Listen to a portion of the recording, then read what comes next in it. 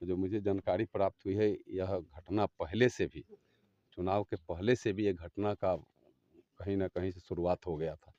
लेकिन उसमें सख्ती अगर बरती गई रहती तो हो सकता है कि हत्या रुक जाती, हत्या नहीं होती।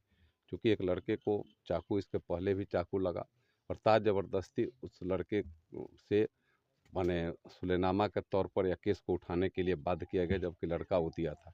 और उस समय अगर किया गया रहता इस घटना को अंजाम देने वाले, चाकू मारने वाले पर कार्रवाई, तो यह हो सकता है कि हत्या नहीं होती। उसके पहले भी मुझे जो जानकारी यहाँ आने के बाद मिली है कि यहाँ बारात भी गाँव में जब आया था, तो गाँव में भी यह लोग अश्लील, वो बारात में जा कर के बारातियों के साथ अश्लीलता का व्यवहार कर रहे थे। उस समय भी गाँव के लोगों ने जब दबाव दिया तो उस पर भी लोगों ने उसका, हमें लगता है कि गलत तरीके से उस पर दबाव बनाया। और यहाँ का जो हमें लगता है कि चौकीदार है, वो थाना प्रभारी से मिल करके कहीं न कहीं केस को दबाने का काम किया। यहाँ का चौकीदार और थाना प्रभारी, ये दोनों मिल कर के, हमें लगता है कि दोनों इस केस के अंदर कहीं न कहीं वो है। अगर वह केस में सख्ती से माने काम किए रहते, अगर चौकीदार सही जानकारी देता, सही लोगों पर दबाव बनाता, तो ऐसी घटनाएँ नहीं होती। अपराध ऐसे ही होते हैं, ऐसा ही गलत लोगों से, गलत प्रोत्साहन की वजह से अपराध हो जाते हैं। अपराधी पर अंकुश लगाया जाएगा तो अपराध नहीं होगा, लेकिन अंततोगत्वा अपराध पर अंकुश लगता है। हमेशा कानून जीता है और यहाँ भी कानून जीतेगा। अपराधी को हमेशा कठोर दंड मिला है और यहाँ भी कठोर दंड मिलेगा। कोई नहीं रोक सकता है। कहीं पूरे दुनिया नहीं है। दुनिया बहुत बड़ी दुनिया है। दुनिया छोटी दुनिया नहीं है कि आप ये समझ रहे हो कि घर और दरवाजे पर ही दुनिया है।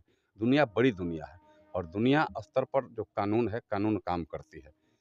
कानून, कोर्ट, न्यायालय और प्रशासन, आप चौकीदार और थाना प्रभारी मिलकर कर रहा होगा, तो उसके ऊपर अधिकारी हैं, एसपी हैं, उसके ऊपर अधिकारी बैठे हुए हैं। उन लोगों के नज़र में जाएगा तो वहाँ वैसे लोगों पर भी कार्रवाई होगी, कठोर कार्रवाई होगी।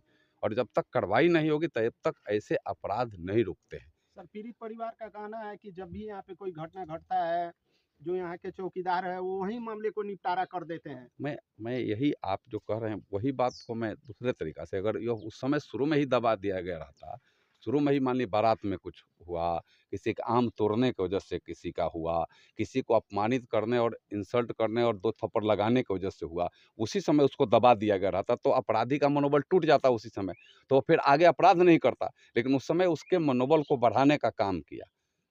चौकीदार और थाना प्रभारी से मिल करके उसके मनोबल को बढ़ाया और मनोबल बढ़ा तो आज हत्या कर दिया, हत्या को अंजाम दे दिया।